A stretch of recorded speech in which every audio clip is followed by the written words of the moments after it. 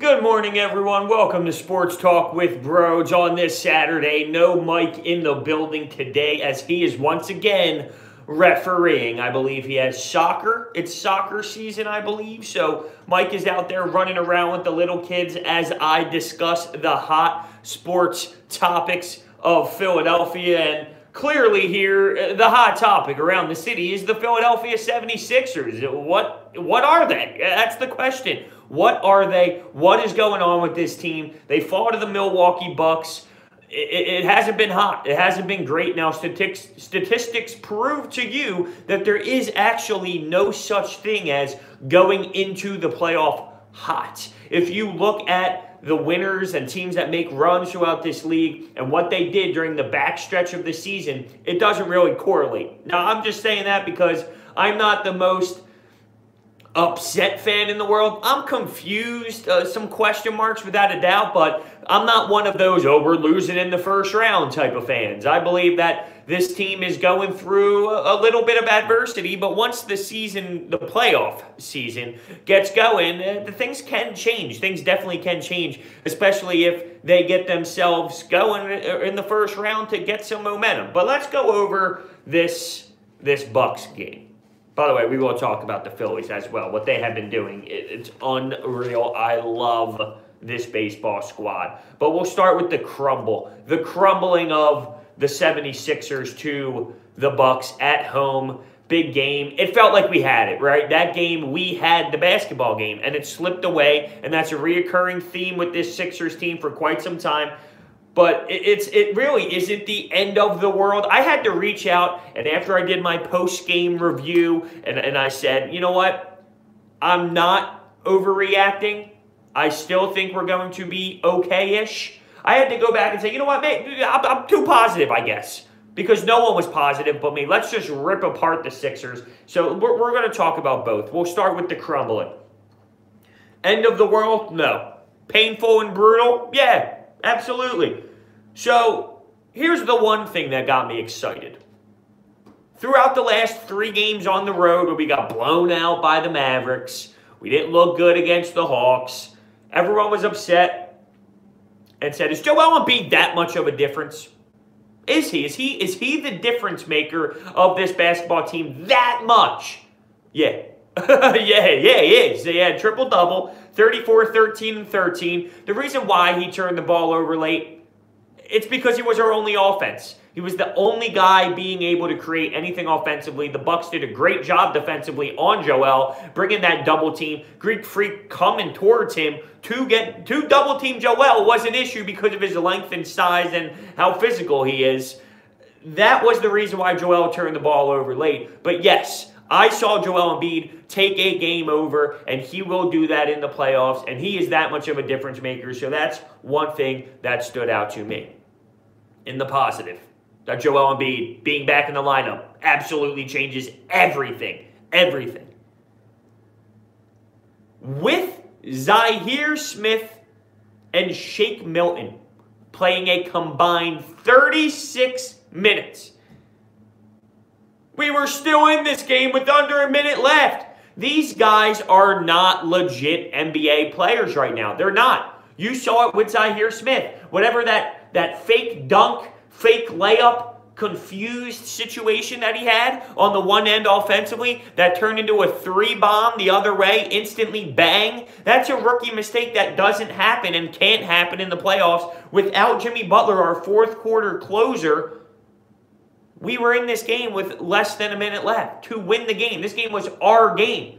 We threw it away. We gave it away, yes, without the best fourth quarter closer there is in the NBA. With Shake Milton and Zhaire Smith playing 36 combined minutes. Remember what Jimmy Butler did against Boston? Remember that? That's what we missed out on. That's what we missed out on. Now, I'm not saying it was all perfect and all roses. I'm not going that far because there are concerns. But to say we're not going to make it out the first round, to say we suck, let's relax.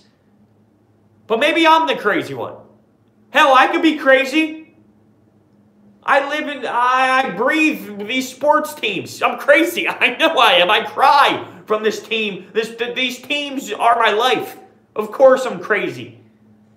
But here's what got me going the opposite way. Here's what extremely made me devastated. Ben Simmons. Yeah, I'm a Ben Simmons guy. This put him at the 4 thing is a joke. You take the ball out of his hands, you take out 85% of what he does well. So yes, he is still a point guard. But damn, if he gets shut down. But damn, if there's a wall collapsing, we're screwed. We're absolutely screwed. He can't do anything. He shuts down. He dribble drives 4 steps, 5 steps, and then what's he do? He stops his dribble, he picks up the basketball, and he tries to kick it out. I'm a Ben Simmons fan, but I'm afraid to see Ben Simmons in the playoffs because I've seen this story. I've seen this. This is what happened against Boston where he had 1 point. If he gets shut down, if the other team figures him out, which majority of the teams do by now, he's done. He's just nothing. He has no answers. He doesn't compete. He just stops. How does he not take the ball to the rack? Honestly, get fouled.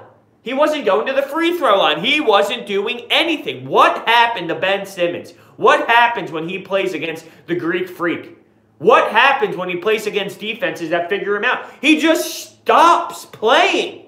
And that scares me for this season, for this playoff season. It just tells me maybe he's not ready yet. He's not ready yet. Now keep in mind he's 22 years old. Give me a 22-year-old point guard who is winning NBA championships and at that level. Not many. I mean, not many. That's reality. But it's like he shuts off. And that's the difference. It's okay if you're 22 years old, you're out there, you're still being aggressive, you're playing your game, but you're not leading a team to the NBA title. Now that's different. Ben Simmons just stops. Stops! Why? How? It's unbelievable. Tobias Harris also became a little quiet as well. And I'm not as concerned with Tobias Harris than I am Ben Simmons. Tobias is just lacking a little bit of confidence right now, but I think he'll get into a groove. Like I said, once the playoffs does start, it's a totally different season. A mentality switches, and especially getting some momentum with a first-round series, it could do wonders. It could do wonders. So here's one thing that some people are criticizing negatively, and I get it, but I also don't think it's as bad as people are saying. So J.J. Redick and Mike Scott were good in this game. Besides Joel Embiid, Mike Scott had almost a career night hitting from 3 and had 22 points. J.J. Redick was solid as well. He was knocking down threes, and at the end of the game, it was tied. The one thing I don't like on this play was, up top, Ben Simmons was completely by himself, and he had a chance to take it to the rack, isolation, go hard to the rim, but instead, he does his little half dribble, couple steps. J.J. Redick fights off his screen. He comes around and takes an unbalanced three-pointer off a dribble handoff that I didn't mind at the time because, to be honest with you, J.J. hits those shots. It was off balance. He was fading to the right. That's J.J. J.J. hits that. Was it the best play ever we could have drawn up? No. But was it a horrendous possession? No, because JJ knocks that down. If JJ knocks that down, we sit there and clap our hands and say, hell yeah, JJ, that's what I like to see. He had 29 points. He had 5 and 9 from 3. I did not hate that play call because JJ was hitting his three-pointers. If JJ was 1 of 10 from 3 that night and we draw up a JJ dribble handoff, now I'm a little bit more pissed off. But I wasn't that disgusted with the play. Now, JJ left it short, and that let George Hill go down and put up an easy bucket, who ended up killing us late. So, yeah, it looks way worse, but I didn't hate the play. I didn't hate the play. People hate it because it didn't work. And here's the most frustrating thing of them all. It's tied with Ben Simmons. 46 points in the fourth quarter. 46 points in the fourth quarter. That's a joke. That's a joke. When we go down in first quarters and you look at the box score and see, wow, the other team scored 42. You say, it's the first quarter. But 42 is a lot of points. 46 in the fourth. That's when the D clamps down. That's when the D picks up. Seriously, that's sickening. Sickening. Sickening, sickening, sickening. Greek Freak, 45, 13, and 6. He's going to get his, but the guy was a monster. He dominated Ben Simmons low. He blocked Joel Embiid multiple times. He went to the free throw line 21 times. And people look at the free throw difference and say, well, how about those reps? No. Because I played that card last time. Joel Embiid once had a dominating performance in the post. He kept getting to the line. It might have been that Boston game. And all the Boston fans, look at all the free throw disparity. Stop. When you dominate in the post and you force teams to foul like the Bucks did, you're going to go to the line more than the Sixers do. The Sixers didn't play that game. They didn't play foul Joel Embiid. They didn't. They didn't play it to that extent. So you can't look at the free throw difference and say that's the problem. The refs. So, as much as I just crushed them, because yes, there's concerns, I also look at it and say Zaire Smith and Shake Milton played 36 combined minutes over Jimmy Butler. Yeah, that's a difference. Now, the Bucks argument, we lost Eric Bledsoe due to the peg of the basketball to the chest of Joel Embiid. Fine. But George Hill stepped in and had just as many points as Eric Bledsoe would have, and George Hill wouldn't have had that with Bledsoe out there. And I hate the Brogdon-Mirotic argument. They're not going to be there for the playoffs. So that is your team moving forward. That is your team moving forward. They said maybe second, third round for Brogdon. Coming off an injury is not as easy as you think to get thrown into the NBA playoffs, especially that late. So I don't like that argument out of the Bucks fans. We were missing Brogdon. You're going to be missing Brogdon for the rest of the playoffs, so you can't counter that in. That's like saying, you beat the Eagles in the playoffs, but Nick Foles was in there, not Wentz. Well, Nick Foles was the rest of the playoffs anyway. That's the team you need to beat. So that wasn't even the I'm too positive video I threw out there. It wasn't. And here's what I made in the I'm too positive recap. There were times, obviously, emotionally, when I get invested in that 6-game series, say, what can we do? Can we actually make it out of the Eastern Conference Finals? But all along, I thought to myself, this team can win 2 rounds, go to the Eastern Conference Finals, or they can lose to a Raptors team in 6 or 7 games in a hard-fought series. I always thought that could be possible. Always. And that's not because the Sixers aren't good. That's because that's the NBA playoffs. Now that we're invested in the playoffs, you don't realize how hard the journey really is. That's the playoffs. So you look at it, and that was always where I was. We can lose to the Raptors in 6 or 7. We can make it to the Eastern Conference Finals. We can lose in the finals. I mean, it was a wide variety of what possibly can happen. So that's why the loss against Milwaukee, that's why it doesn't bother me as much as maybe other people. Because how much does it change my expectations? The people who claimed, we're going to the NBA Finals, we're going to the NBA Finals, we're going to the NBA Finals. Well, that's just ridiculous. You need to use the logic on what really needs to happen. And I hate the argument of, we have the best 5. We should win the NBA Finals. We have the best 5. Yeah, we have the best 5 that played 10 games combined. We have the best 5 with the worst NBA bench ever. So as great as it sounds that we have the best 5, there are still other issues. And yeah, even one of them is we might not have the best coach in the world either. So yeah, you're right, we do have the best 5. But when talent just gets thrown together and doesn't play at all and doesn't have the same length of time, doesn't have 82 games like the Milwaukee Bucks or 82 games like the Toronto Raptors, that cannot go unnoticed. That's why I say you need to use logic. The best 5 doesn't automatically mean you're winning. There's so much more involved. There's chemistry. There's scheme. There's getting to know each other. So that's why I think that plays a factor. We collapsed. It sucks. We need to see Ben Simmons have a good playoffs this year. It's going to be rough. It's going to be rough. The whole he's not a point guard thing, though, that's got to go. That narrative has to go. But hey, listen. Right now, right now, we're sitting in that 3rd seed. And fans are scared. We have that 3-game skid right now. Boston beat the Pacers last night. We play the Bulls tonight. We have Miami, and we have the Bulls. I do not think we lose the 3rd seed. I just do not.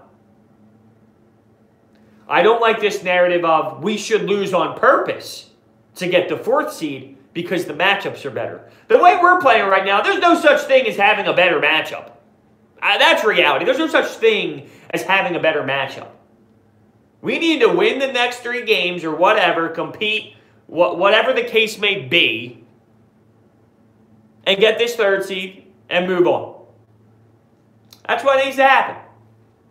I'm not looking to lose on purpose to get the 4th. Nothing happens, nothing good happens when you do that. I don't see the positive. Go out there, take care of business against the Bulls twice, Miami, grab that 3rd seed, and then when it happens, I believe the date is April, 14th, that's Saturday, when it happens and the NBA playoffs start, new season, let's go. One thing that concerns me, though, with this bench, James Ennis out 2 weeks, reevaluated in 2 weeks. We've heard that before with Joel. We've heard that before. So what does that really mean? What does that really mean, reevaluated? That's comical to me. That might be a concern. We might be throwing out Jonathan Simmons. Shake Milton can't even go. And Zaire Smith is not ready yet. Has he shown me athleticism and an ability to hit a 3? Sure. Do I think he can one day be an NBA player? Sure. Can he get thrown in to the NBA playoffs? No. No. Absolutely not. Did you see the dunk / layup / whatever that was? That ends up at a 3-bomb on the other side. And Shake Milton was playing legit minutes in that 4th quarter late. 5 minutes to go. It's crazy. It's crazy. But at the end of the day, it's concerning for the Sixers fans. There's a question mark. We're all confused. We don't know exactly what's happening. And that's scary. You want to know by now what your team is. You want to know at this point of the season with 3 games to go, what is your team's identity? We don't know that yet, and that's why fans are scared. But I've seen them play solid.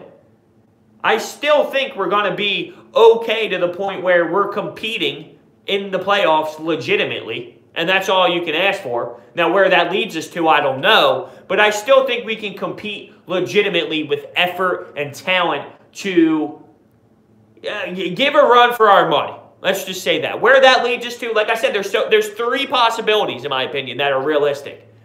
You lose 6 or 7 to the Raptors. You make it to the Eastern Conference Finals and lose. Or you come out of the East and you lose. I'm not buying into the first round exit thing because of a little bit of a adversity run here. Call me crazy. I don't know if I'm the only one. With that being said, though, we are going to take a break. And on the other side, I'm talking Phillies. I'm talking Phillies. This team has me on the edge of my seat. Every pitch. Every pitch. I love this team. On the other side, we'll talk about it. 5-1 Phils, leading the NL East. Stay tuned.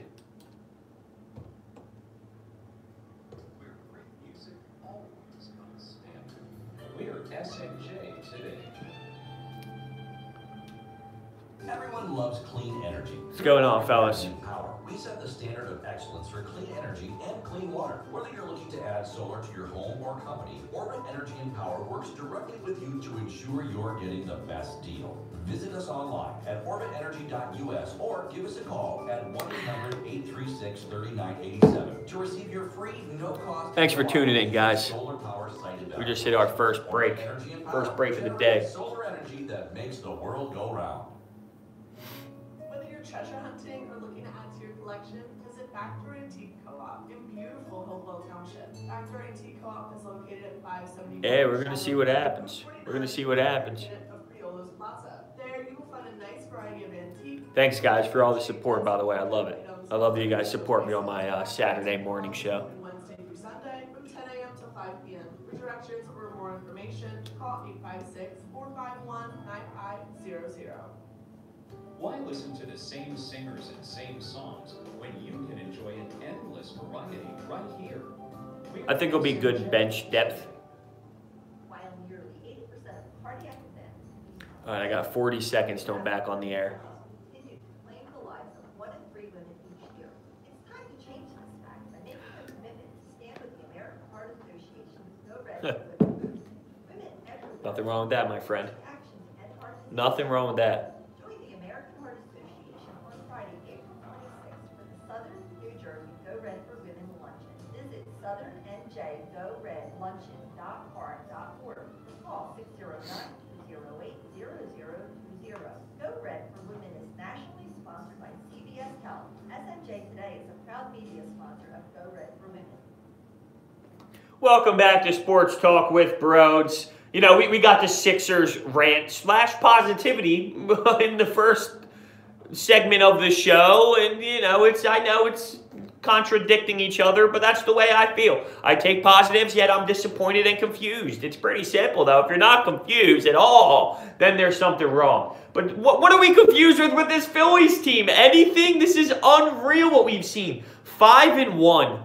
5-1. And we could be 6-0, and we will talk about that Nationals game where we end up blowing the lead with David Robertson looking pathetic. But he responded last night. Now, the pressure of the situation wasn't as high, but last night, Minnesota Twins, terrible, terrible weather. We get the job done, win game 1 of the series, and it's pretty obvious with baseball, you take it one series at a time and you win each series. That's what it is. There's gonna be losses thrown in there. Just win each series. We put ourselves in a fantastic position to do that against the Minnesota Twins team. Keep in mind, that Twin squad was 4-1 coming into the day as well.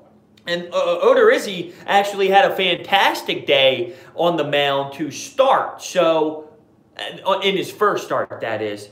So this was interesting. The Phillies put up 10 runs. 10 runs. Who's going to outscore this team? The Dodgers? Maybe. But other than that, this team is unreal. They can score at such a sickening rate. It's crazy. At the top of the MLB when it comes to scoring, we win 10-4. How about this day at the office? No lie. How about this day for the office? 10 runs, 11 walks, 192 pitches seen, 34 by Rhys Hoskins alone. Now, the player of the day was clearly Rhys Hoskins. He had 3 singles, 4 RBIs. One of them was bases juiced, rips it down the left line. He gets a single. Bryce Harper scores from first base. His hustle and awareness was unreal on that play. Now, keep in mind, he went 0 for 4 with a walk, but on that walk, when he was on the base paths, he made it happen. He was special, and he showed his passion truly running the bases. Rhys Hoskins, though, was the player of the game offensively, and this was coming after a series with the Washington Nationals that was shaky. It was iffy. He had that error in the game that we blew. He didn't do well at the plate, and he was struggling offensively. He responded against the Twins with a really explosive day and contributed fantastic. So, first inning, just like that, bang! Phillies get on the board. We score 5 runs. Now, sloppy play by Minnesota, sure. And sloppy pitching by Minnesota, sure. But we scored 5 runs in the first inning to put us in a great position. We saw 36 pitches in the first inning alone. Their starting pitcher went 2 of 3. Or, not 2 of 3. Sheesh. Went 2 of 3. He went 2/3 of an inning. Had a brain fart there. 2/3 of an inning. It actually started with McCutchen getting lucky on a check swing, which kept the inning going there. In the 7th inning, we saw 37 pitches. The approach to the plate and forcing pitchers to throw a lot is so ridiculous. And if you're more than just the casual baseball fan that watches the game and sees hits, you know, and sees pitches, you need to look at it in depth here. And I'm sure most baseball fans do, but there's the casual fans that don't realize little things like that. That don't see things like that. They just watch. Well, take a look at the approach of this lineup, how many pitches they're forcing the pitchers to throw, where they're locating pitches, how scared these opposing starters are of this lineup, especially 1 through 5. So on top of Rhys Hoskins' fantastic day at the plate, Aaron Altair had a huge RBI knock, a pinch hit RBI knock. Odubel had 3 hits. Franco 1 for 3, 2 walks, so on base 3 times, and had 2 RBIs in the first inning. He had bases juiced. He had a nice blooper over to the right side of the field, which scored 3 runs. There was an error, but he was running around first base, hilarious looking. Love Franco giving the full effort, running around the bases with the hair going and the helmet flopping, which was hilarious. He had a great day. But one guy who had a fantastic day on the other side was Polanco. 5 for 5, hit for the cycle. Impressive. From both sides of the plate, impressive. He was impressive. You don't see that often, hitting for the cycle like that. One guy I did not like yesterday in that 10-4 win. Breakout Pivetta. No, not loving it once again. Now it's serviceable because of the power of the lineup. But I don't love it. He's our number 2 guy statistically. He's our number 2 guy. You got the second nod. You can argue he's the 3rd pitcher. But he's the number 2 guy. And Nick Pivetta gives you a stat line of 5 innings, 9 hits, 3 earned runs, 4 Ks, 83 pitches. The weather was bad. The weather was real bad. It was pouring. Almost downpouring at times. I don't love Nick Pivetta. I never got into the Nick Pivetta hype. We need to do something. We need to do something. Is Eflin going to be the breakout guy? Now, I'm not going to overreact to one of his starts, just like I'm not going to crush Pivetta for the first 2. But I have not liked what I've seen. I just haven't. I haven't liked it. The bullpen yesterday, excellent. Excellent. Nishak, Morgan, great job. David Robertson stepped in. David Robertson stepped in after blowing a save against the Nationals, which we will get to. Pissed off to the media, said, I want another outing. I suck. This is the worst 3 games of my career. I want another chance. Now, not as high as a pressure situation, but he goes out there and does well. He finds the strike zone. He wasn't all over the place. Now, I'll tell you when he went all over the place. Because this was the game that was irritating. A lot of people are skeptical of the bullpen because of this. And it's baseball, right? You need to realize, first off, it was Game 5 at the time when this blown save happened. This shouldn't have happened. And that's why it's irritating. But it's baseball, and it does, and it's early in the season. So, we're 5-1 now. This is going back to the game before last night. It was the Washington game. Bryce Harper has that electric game for his first game back. The night before this one, he had the homer. He had the epic bat flip. He was fantastic. We take care of business against the Nationals. Game 2 of this 2-game set, this team showed me how powerful they really are. We're down 6-2 after taking a 2-0 lead in the first inning. We're down 6-2. We're grinding. It was slow. We were trying to get some sort of offense going. Andrew McCutchen hits a double off the wall, clears the bases. Scott Kingery makes an epic play up the plate to ignore a tag. We tack on another run out of that. We're 8-6, 8-6, just like that after being down 6-2. It just showed how lethal this offense can really be. But we blow it after that. We do. Seranthony Dominguez comes in. He allowed a run. And then to end the inning, 2 outs, a dribbler back to the pitcher. Dominguez throws kind of a weird pitch to Rhys Hoskins at first, but he just misses it. He misses it completely. That ties the ball game 8-8, and then David Robertson allows a single and 3 walks in the 9th. It didn't taste great. We saw our bullpen give stuff up. They haven't been strong. So for them to respond like that, I love it. Now, the errors, the sloppiness, we haven't made any errors until that point against the Nats in the second game. So without having any errors on the board, 4-0. We have 1 game with 3 errors. Oh, we're 0-1. Funny how that works. It reminded me a little bit of last year's team, but there's a different culture in the locker room. But there's different leaders in the locker room. Errors are going to happen. It's baseball. Blown saves are going to happen. It's baseball. It's early in the season, too, so I'm not going to sit here and overreact. You don't really know what you have yet. Kimbrel, everyone keeps saying, go get Kimbrel right now, right now.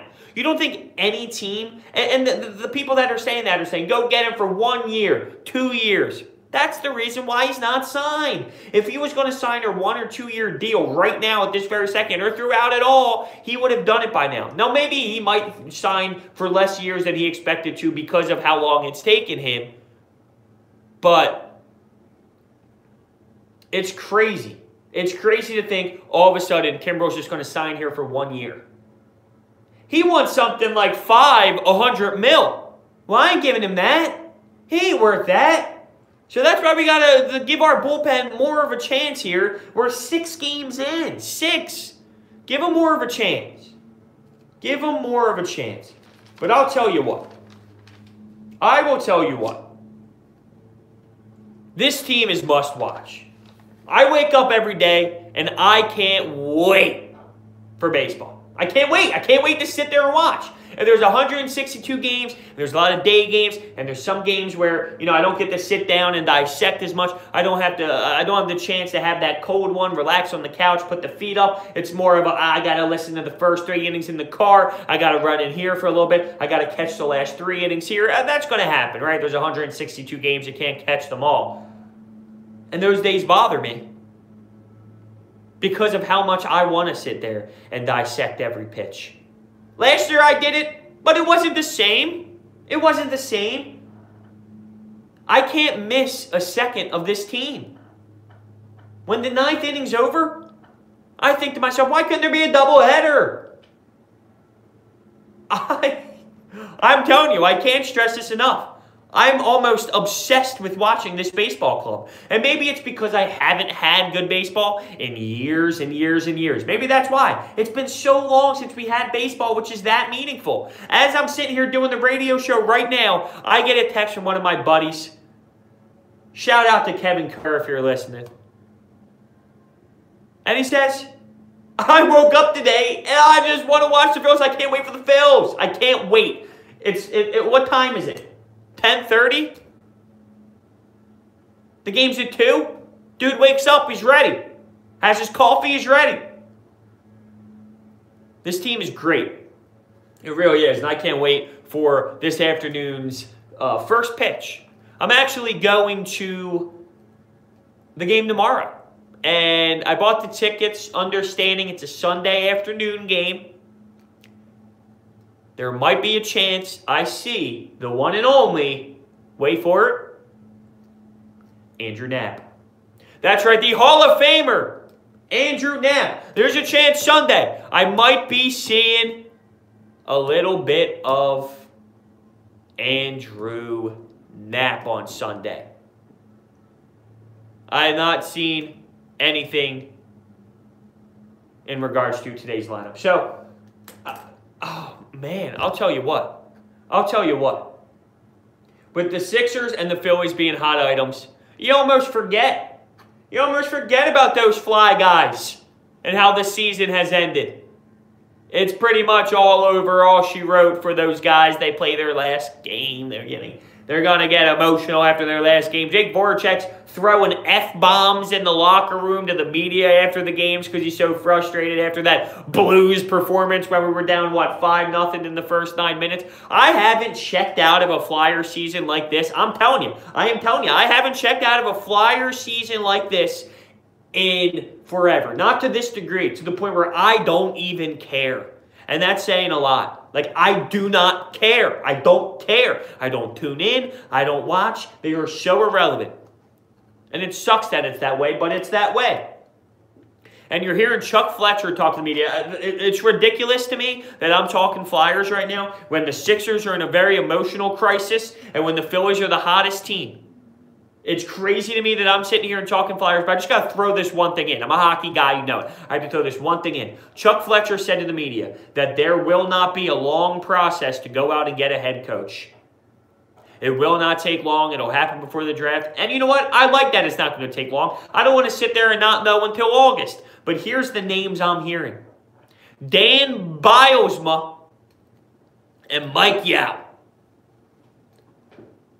I will boycott if those two are the coaches. Boycott. Boycott. I'm sticking with Scott Gordon if it's not Joel Quenneville or someone else better than those two. But I digress. Do I really want to sit here and talk hockey? I would like to because the playoffs are starting soon. And once again, no Flyers playoffs. I thought before the season started that would be ridiculous to think we weren't making playoffs. You add JVR, you get another season of Provorov under your belt, you get more Gostisbehere. I'm shipping Gostisbehere out of here for the right pieces. I need more. I just need more. And you know what? Maybe the Flyers need, maybe it's good to talk Flyers right now. Maybe they need pressure. Maybe they need pressure. We did this during the Ron Hextall firing and the Dave Haxtell firing. And the Flyers topic was actually hot in sports radio. What were the Flyers? No one knew. They've just been flying under the radar. They've been getting away with being mediocre. Now that the Sixers are, I get it, they're in emotional crisis right now and people are questioning them. But let's be real. They're not in the Flyers position. Okay? We're talking third seed in the Eastern Conference. They know what they're doing to an extreme of, you know, being competitive. The Eagles win a Super Bowl. We're all fired up about them. We know what they have. They have a roster that can compete. And we know their GM. We trust which way they're going. We know the direction of the team. The Phillies, come on. Do we even need to talk about it? With the Flyers, this is the biggest offseason we've had in years. The new GM, who I'm very skeptical of, but I'll give him a chance because I gave Elton Brand a chance and I was skeptical of that. And look what happened. Potentially GM of the year. But Chuck Fletcher needs to have a serious season. Off-season, that is. Go out and grab a Panarin. Go out and grab a top free agent. Spend money. Spend stupid money, if you will. Get this team going again. Get this team excited. I can't believe I got on a Flyers rant. I never thought.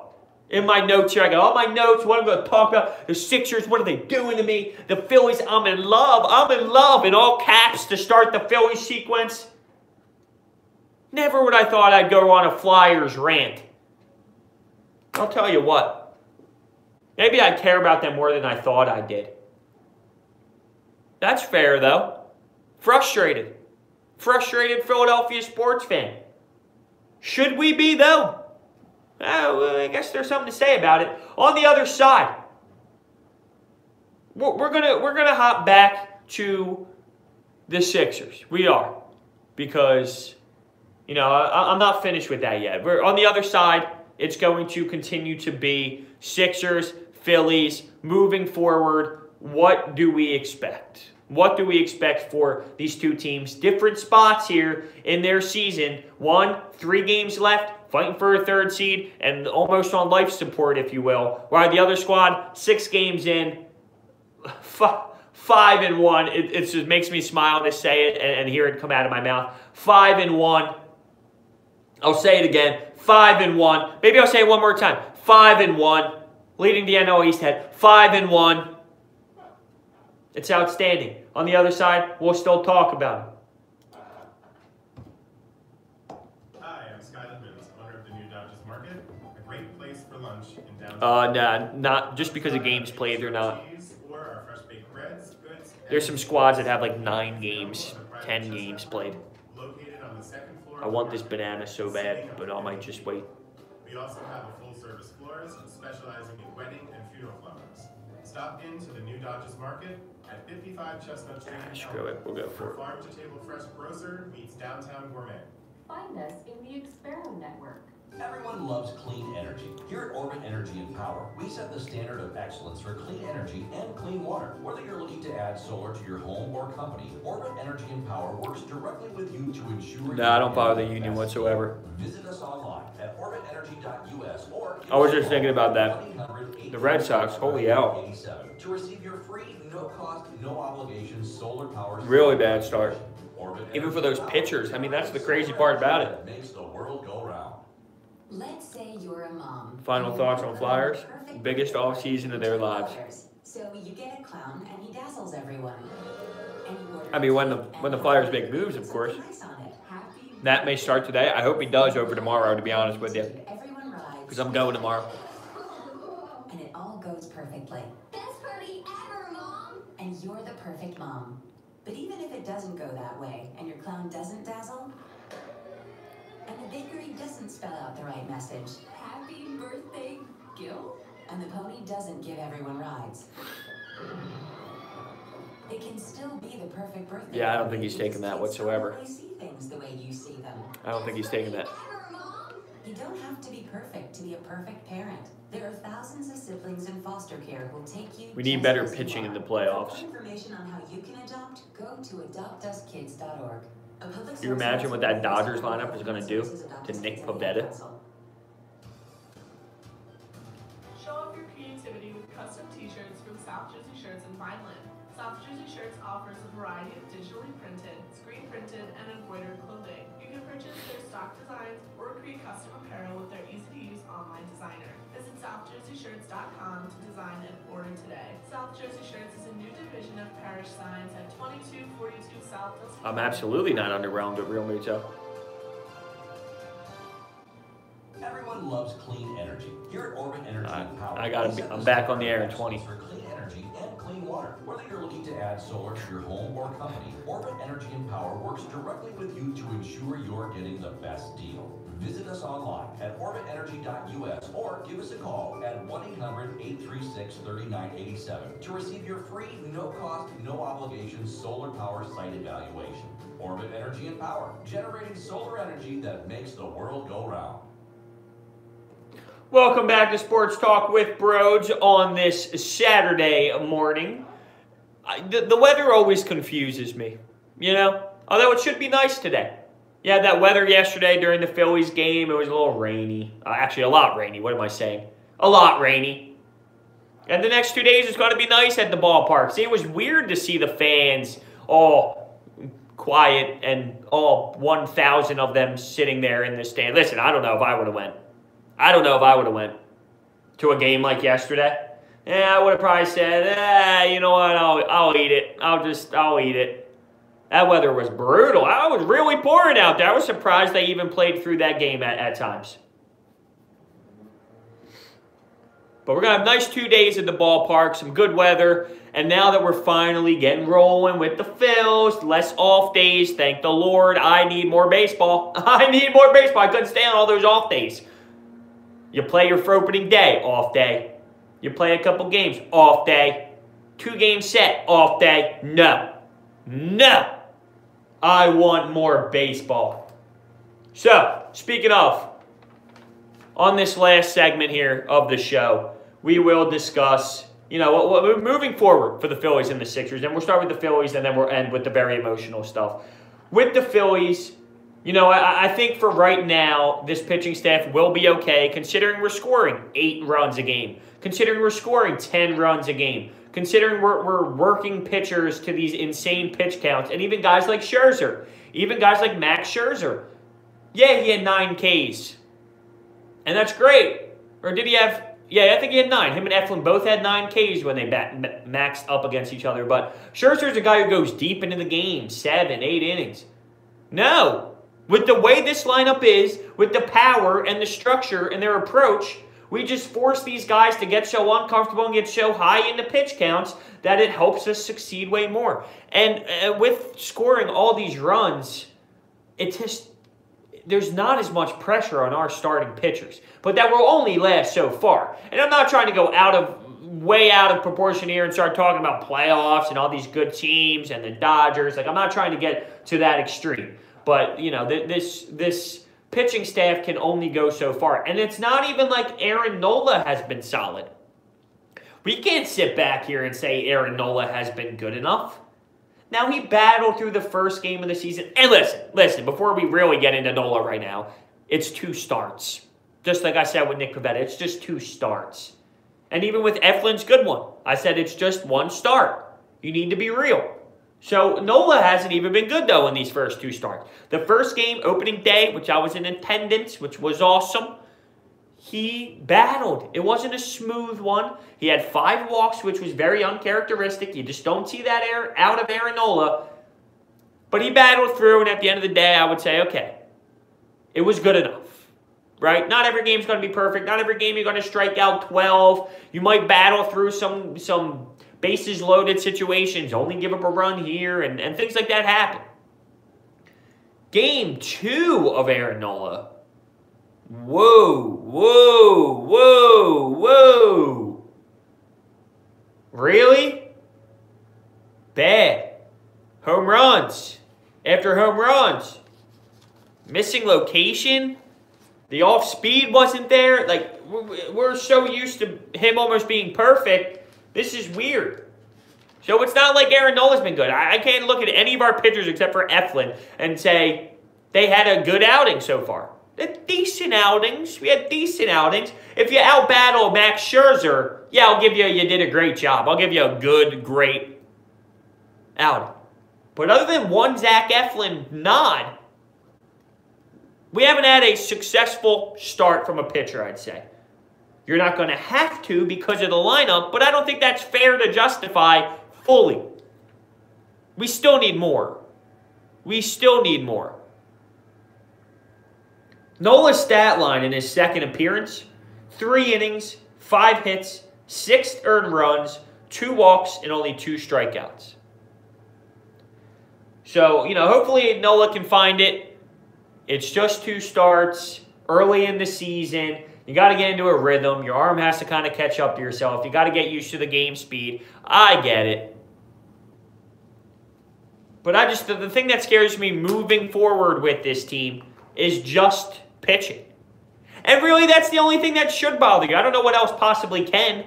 It can't be Franco in the 8-hole. We all talked about, well, why is Cesar batting 7th and Franco, wait, why isn't that switch? What is Gabe Kapler doing?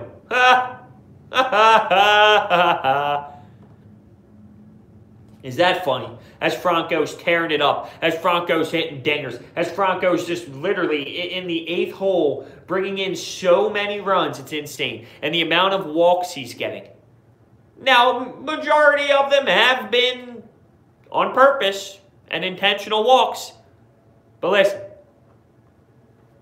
he's getting on base, he's producing, he's knocking in runs. So Franco in the 8-hole is amazing. It's just, what is this team going to be when it comes to on the bump? Not just starter, but right now we have a question in the bullpen. But all around, moving forward and early into this season here, I think we have a great chance at this thing. It sucks that we could be 6-0. It sucks. We really could be. But it's just awesome. I'm not going to sit here and cry about it. Blown saves happen. I feel comfortable with this team moving forward. Are we going to have to make moves at the pitcher position? Yeah, I think we do. And that's pretty inevitable. All right, so that's what we have on the Phillies. I feel comfortable with them moving forward for now. I still think we need to attack some needs, and that needs are the bump. But really, before we end this show here, we have a couple minutes, and I just want to take some deep breaths about the Sixers and analyze this with a soothing mind and say, okay, this is what we have. This is where we are. We have a team right now with a couple question marks with 3 games left in the season. Not ideal, and we get that, but it's reality. And we lose a heartbreaker to the Milwaukee Bucks where we collapsed. We had the game. We should have won. The Bucks close out the game on a ridiculous run. We allow 46 points in the 4th quarter. But it's not the end of the world. Because I truly believe that when the playoffs start, it's just a different beast. It's just a different mindset. And we're not in the best mindset right now as a team, but I still think we're okay. I really do. The minutes are going to be different in the playoffs when it comes to the rotation. You're going to see less of these guys that are at the bottom. We need to go to more like an 8-man rotation. We need to find a way to keep guys on the court. Tobias and Embiid together. Jimmy and Ben together. Whatever the case may be. We need to have these guys on the court at the same time. That is what needs to happen. Brett needs to do that. Brett needs to have... Listen, Brett is coaching for his job. Right? Is that fair to say? He knows that. He knows that. And yeah, we did pick up Greg Monroe. Why do you think that is? Because Boban can't play. He's too slow. He's too big. He can't play. He's that tall. He has no threat to block shots. He can't play. Jonah Bolden as that stretch 4 or 5 guy. I don't think he's ready yet. Can you get away with a couple minutes here and there? Maybe, depending on matchups, maybe. You bring Greg Monroe in because he brings you a legitimate presence of an NBA player. Now, what that means, I don't know. We're going to have to see over the next 3 games here on what Greg Monroe can really provide for us. But that's why you bring him in, because Boban can't play. Like, that's how weak our bench is. Our bench is so weak. Our backup positions are so bad. We're at the point where, we're picking Greg Monroe up with 3 games left in the season. But that's reality. I mean, that's part of getting the best starting 5 we could have at the time. We had to get rid of, some of our bench guys. And even then, it wasn't good. So we took a weak bench with just Landry Shaman and even made it worse, which was still worth it at the end of the day. My big fear is, what happens if the Sixers do lose in the second round? Jimmy leaves. Tobias leaves. Where are we from there? Now, I trust Elton Brand and this organization to figure it out. I don't think we're just going to implode and it's all over, but what's going to happen then? It was something that never really crossed my mind until I sat there and said, well, I wonder what's going to happen if this did happen, if the Sixers do lose. We're just going to have to wait and see. It's a weird time because we go on that 6-game win streak. Everyone's on the high. Look how great basketball this team's playing. Look how great this team's playing after those 6 games. I remember saying it. I remember watching it. I remember hearing it. And the tables have turned just like that. As quick as that, bang, we're on the other side. But just like that, it can change. What if? Let's not talk about the next 3 games. We go into the playoffs. We beat the Detroit Pistons easy. In 5, they win a game. We lose in 5. But we're winning each game. 15 points. We look good. It's never really a question. We're in control of the game. Now how do people feel going into their second round? They feel a little bit better about themselves. They feel a little bit more comfortable, and that's what I'm saying. Things can change so quickly. It hasn't been the prettiest, and I'm not going to compare us to the Golden State Warriors. They didn't go into the playoffs hot last year. Now, granted, they have the backing of championships to say, well, we've been here before. We know what we're doing. And the Sixers are young, and I get all that. So it is different. But that is where we are with the 76ers moving forward. It's scary. I'm not going to sit here and say it's not scary. But it's reality. So you have to face it and find some optimism in there. Because I don't want to sit there. Who wants to sit there and just be negative watching this team? Who wants to sit there and just be so pissed off, miserable, hating every second of it? No, I don't want to be that way. I need to find some spin on this to enjoy it and root for this team. I need to find a way to spin things around and say, well, we can do this well, and we can do this well, and if this goes right, we can be successful. I don't want to sit here and say, well, this team sucks, this coach is pathetic, we're going nowhere, we're losing in the first round. Why would I want to do that? I can still think logically with optimism. I'm not sitting here and saying, we're going to the NBA championship. I can't believe you think we're losing in the first round. No, I'm using optimism and logic on things we can do well to say and back up my reasoning. So that's where I'm getting at here. It's coming around, though. I can't believe how fast the season went. I sit here and I can't even believe the date that baseball started. We're 6 games in. Like, where did the winter go? Where did the fall go? Before you know it, we're going to have OTAs. Before you know, the draft's here. I mean, really, we haven't even talked about the draft. Because we actually have other things to talk about. Because the city's at the top when it comes to sports and all the teams are competing. We haven't even talked about the NFL draft yet. And it's getting close. Maybe that's because we know what our team is with the Eagles. We trust this upper management. Maybe it's because the Sixers are taking our heart emotionally. Maybe it's because we got Bryce Harper and the Phillies are stealing a little bit of love. But it's crazy to think about where we are in the season. The fact that the Sixers playoffs are really right around the corner with 3 basketball games left. And everyone's going to have their eyes glued to the TV saying, what is this basketball team? What are they the next 3 games? And deservingly so. Deservingly so, in my opinion. It'll be interesting. All right, well, thank you guys so much for listening to another week of Sports Talk with Bros. We have another fantastic week lined up for us with the Sixers finishing out their season, with the Phillies getting going here. They finished this series with the Minnesota Twins, and then the Washington Nationals come to town. So that'll be, every time we see them now, it's going to be a new rivalry that is filled with a little bit more passion, as it should be. Thank you guys so much for listening this week, and we will be back next Saturday. Hopefully Mike is back. We don't know. He might be running around with the whistle. We're going to have to wait and see.